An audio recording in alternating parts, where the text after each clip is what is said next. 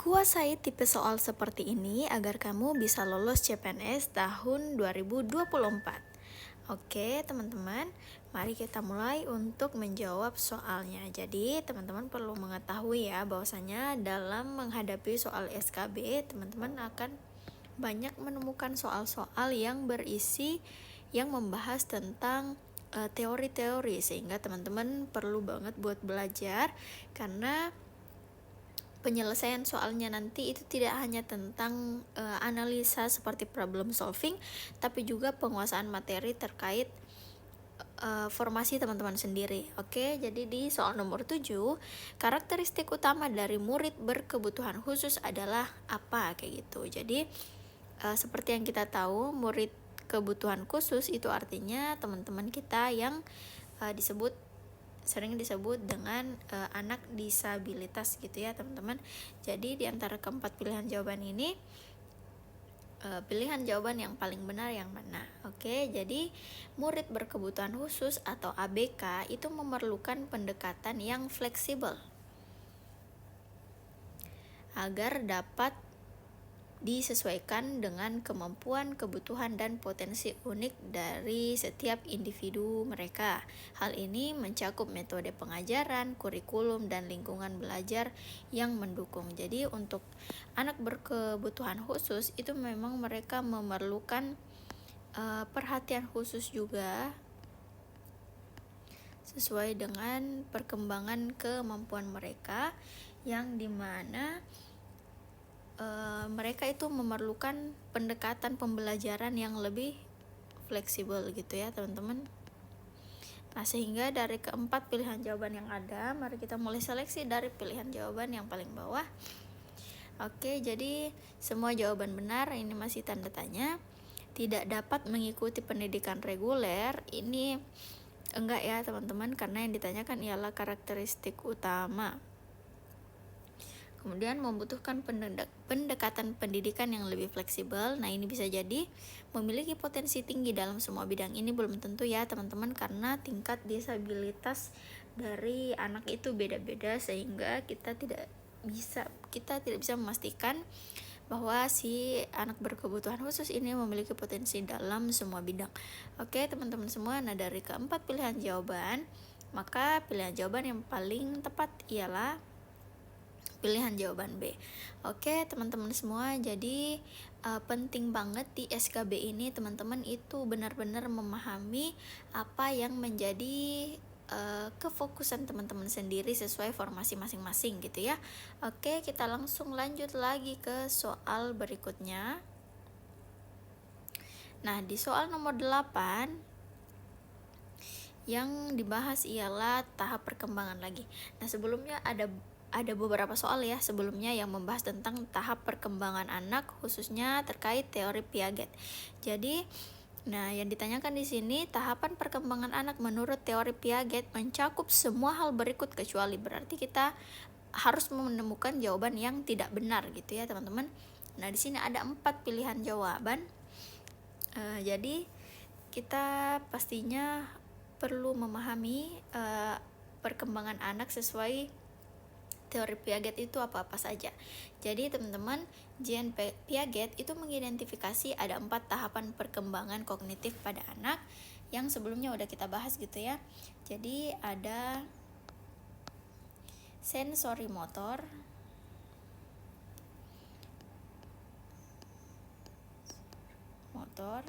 nah ini itu 0 sampai 2 tahun. Kemudian praoperasional, ini 2 sampai 7 tahun. Kemudian operasional konkret,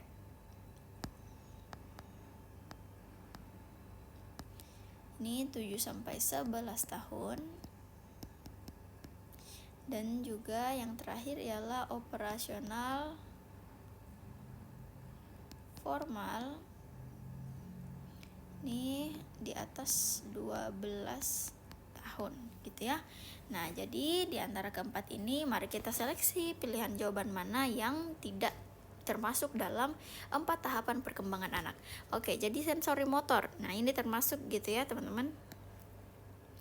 termasuk. Terus praoperasional masuk juga, formal operasional atau operasional formal ya teman-teman, ini juga.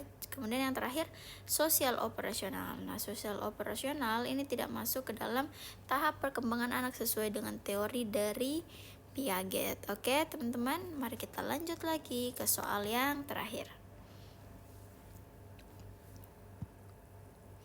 Jadi mudah banget ya untuk mendapatkan soal-soal dari Mars Entertainment. Teman-teman tinggal mengunjungi link yang udah aku cantumin di keseluruhan video ini. Jadi teman-teman bisa mendapatkan ebook ini dengan harga yang sangat terjangkau, dan kami juga menyediakan paket tryout yang sangat berguna tentunya buat teman-teman yang akan melaksanakan tes sesegera mungkin. Oke, di soal yang terakhir, di soal nomor 9, yang di sini itu yang dibahas ialah tentang bagaimana taksonomi Bloom berhubungan dengan teori belajar Gagne. Jadi kita highlight dulu gitu ya. Taksonomi Bloom dengan teori Gagne. Seperti biasa di sini ada 4 pilihan jawaban ya teman-teman. Sorry banget. Kemudian kita perlu mencari alasan gitu ya, bagaimana sih taksonomi Bloom ini berhubungan dengan teori belajar Piaget. Nah, tentunya kita perlu mengetahui yang namanya taksonomi Bloom. Jadi taksonomi Bloom itu menekankan pada pengembangan kemampuan kognitif siswa secara bertahap. Pengembangan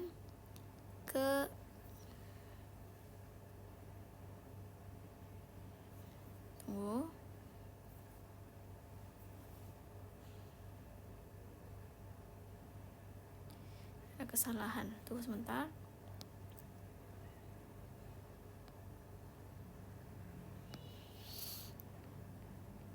Pengembangan kemampuan kognitif ini bertahap gitu ya. Nah, jadi mulai bertahap itu maksudnya mulai dari level dasar seperti mengingat hingga ke level kompleks seperti mengevaluasi apa yang sudah terjadi dan menciptakan sesuatu melalui proses berpikir kognitif gitu ya teman-teman. Nah, jadi dari teori Gagna itu meskipun juga mendukung pembelajaran kognitif, memberikan fokus lebih kepada penyusunan pembelajaran yang terstruktur itu jauh lebih penting. Jadi menurut teori Gagna ini bahwasanya pembelajaran dalam mendukung pembelajaran kognitif itu diperlukan memberikan anak-anak itu kefokusan terhadap penyusunan pembelajaran yang harus terstruktur. Kayak gitu ya teman-teman. Nah, dari keempat pilihan jawaban yang ada, mari kita mulai seleksi dari pilihan yang pertama. Taksonomi Bloom lebih fokus pada proses kognitif yang terjadi pada siswa. Ini betul ya teman-teman. Gagné memberikan struktur yang lebih terperinci dalam proses pembelajaran. Jadi si Gagné ini tidak memberikan struktur yang terperinci gitu ya teman-teman, tapi teorinya itu memberitahukan kita bahwasanya tahapan perkembangan anak itu terjadi secara bertahap, mulai dari hal dasar hingga hal kompleks, tapi kita juga perlu memberikan mereka kefokusan dalam proses pembelajaran dengan memberikan tahapan yang terstruktur gitu ya teman-teman. Nah, jadi B ini masih kurang tepat. Kemudian lanjut lagi, keduanya berfokus pada pengembangan kreativitas siswa. Ini tidak masuk penjelasan tadi gitu ya teman-teman. D semua jawaban benar, ini enggak juga. Sehingga pilihan jawaban yang paling tepat untuk soal ini ialah bagian A. Di soal nomor 10 ini kita topiknya masih sama ya, masih di formasi guru ahli pertama. Jadi di soalnya ialah profil pelajar Indonesia menekankan pada, nah di sini ada 4 pilihan jawaban ya teman-teman. Jadi pertama kita perlu mengetahui seperti apa profil belajar dari negara kita, Indonesia, kayak gitu. Jadi di negara kita profil pelajar itu bertujuan untuk membentuk individu yang tidak hanya menguasai pengetahuan tetapi juga memiliki keterampilan sosial dan emosional. Jadi tidak hanya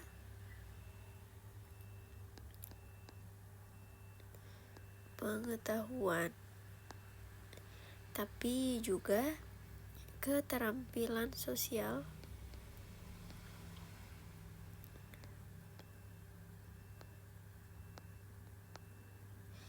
dan emosional. Jadi kedua hal ini itu sejalan dengan pendekatan pendidikan holistik, yaitu memperhatikan perkembangan siswa secara menyeluruh, baik secara kognitif, sosial, dan emosional. Ya, jadi ada 3 poin ya, kognitif, sosial, dan emosional. Oke, jadi dari keempat pilihan jawaban yang ada, mari kita mulai seleksi. Oke, yang pertama pengetahuan tentang budaya Indonesia. Nah, ini memang perlu kita ketahui sebagai pelajar Indonesia, tapi pertanyaannya di sini kan menekankan pada, sehingga ketika kita memilih jawaban yang ini berarti penekanannya itu hanya pada budaya, sedangkan tidak seperti itu ya teman-teman. Oke, keterampilan kognitif dan sosial yang holistik ini bisa jadi meskipun emosional nggak ada di pilihan jawaban ini gitu ya teman-teman.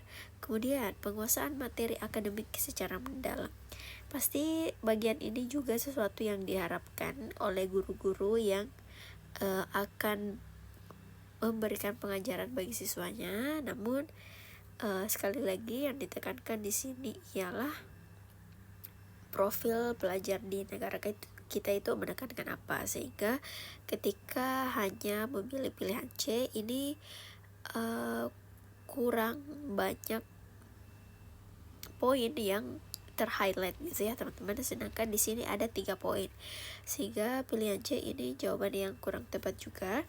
Yang D semua jawaban benar juga enggak gitu ya teman-teman, sehingga pilihan yang paling tepat meskipun tidak lengkap ialah bagian B.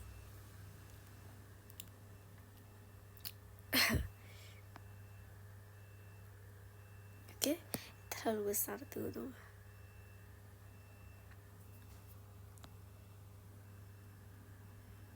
Oke, kayak gitu. Mari kita lanjut lagi ke soal yang berikutnya.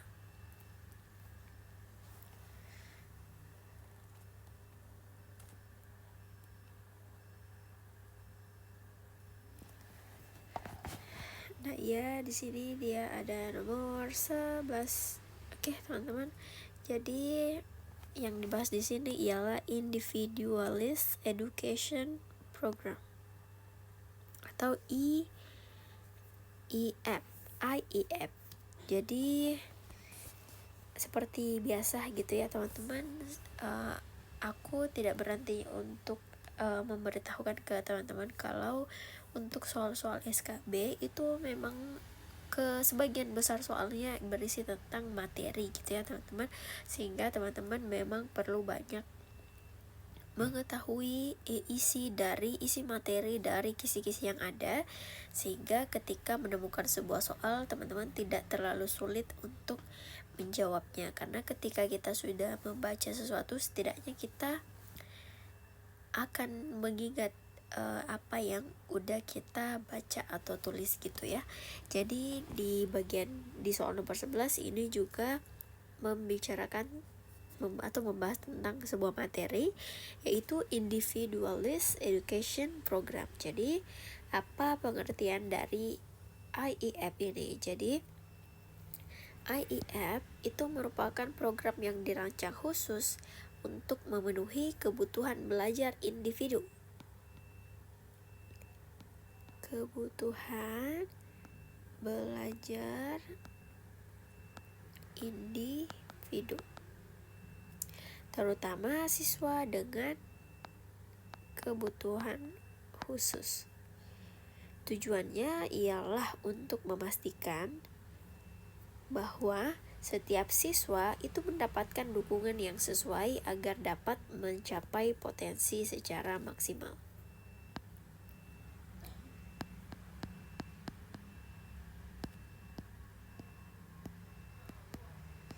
Nah, kayak gitu ya, teman-teman. Nah, kemudian di sini ada 4 pilihan jawaban juga. Nah, mari kita mulai cek dari pilihan jawaban yang pertama. Yang bagian A, program pendidikan yang disesuaikan dengan setiap kebutuhan siswa. Ini benar ya, teman-teman, khususnya bagi teman-teman ABK. Namun kita cek dulu lagi jawaban yang setelahnya. Program pelatihan untuk guru dalam mengajar siswa berkebutuhan khusus, ini enggak ya teman-teman. Kemudian rencana pembelajaran berdasarkan kemampuan kelas, ini bukan juga. Program remedial untuk siswa yang tertinggal, ini enggak juga gitu ya. Jadi dari keempat pilihan jawaban yang ada, pilihan jawaban yang paling tepat ialah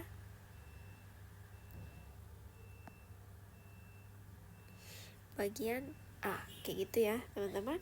Oke, mari kita lanjut ke soal yang terakhir.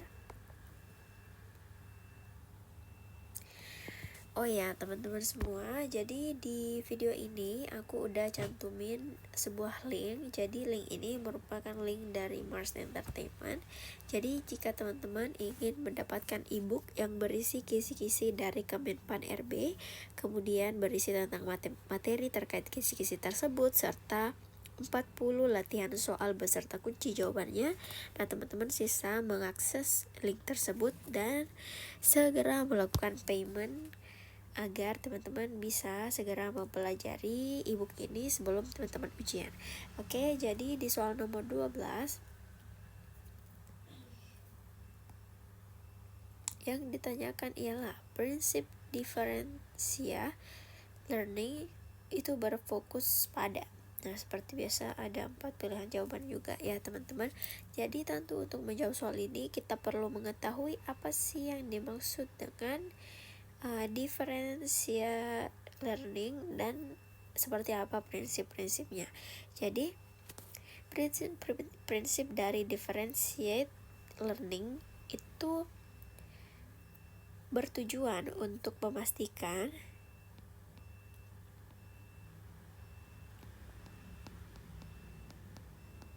setiap siswa memiliki kesempatan belajar optimal melalui metode dan materi yang sesuai dengan keunikan masing-masing.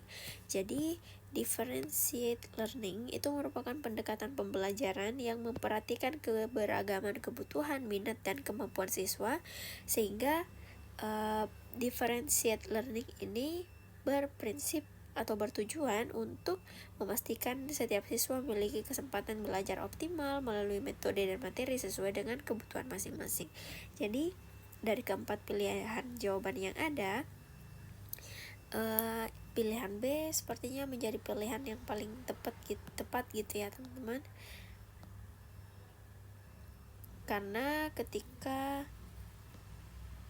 tunggu sebentar. Karena misalnya di bagian A menyediakan materi yang sama untuk semua siswa, ini udah enggak ya teman-teman, karena differentiate learning itu pendekatan pembelajaran yang memerhatikan kebutuhan, minat, dan kemampuan, sehingga tidak hanya materi gitu ya. Kemudian yang C meningkatkan kemampuan fisik, nah ini bukan juga ya teman-teman. Kemudian yang D juga tidak, sehingga pilihan B menjadi pilihan jawaban yang paling tepat. Oke teman-teman semua, jangan lupa untuk menonton video-video kami sebelumnya. Semoga teman-teman bisa banyak terbantu dengan channel kami ini. Oke, terima kasih.